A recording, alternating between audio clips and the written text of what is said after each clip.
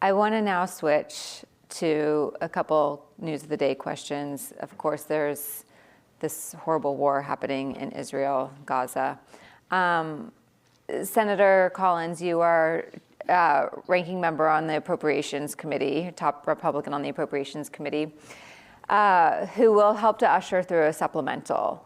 The Washington Post and others are reporting that it could be up to $100 billion for Ukraine, for Israel, some Taiwan, maybe some southern border money as well. Is that an adequate amount? Is that too much? And at what, can you talk about the framework of the supplemental at this stage? Well, first of all, I expect that the supplemental is going to be submitted to Congress tomorrow.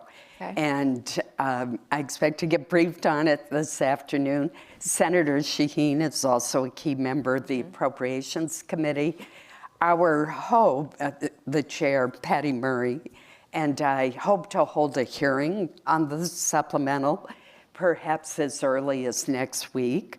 I think that would be very helpful. I do think it will have the 4 elements that you've described in it, and I think each of those 4 are critical. And I hope through a hearing that we can answer questions, find out exactly where the money is going, whether it is the right amount. I have not heard a top line yet, so I don't know what that will be. But assisting Israel as it confronts the worst terrorist attacks and the greatest number of deaths since the Holocaust is absolutely critical. And a group of us in the coming days are going to be visiting Israel and to show our solidarity with the Israeli people. Ukraine is not only the right thing to do, but it's in our self-interest.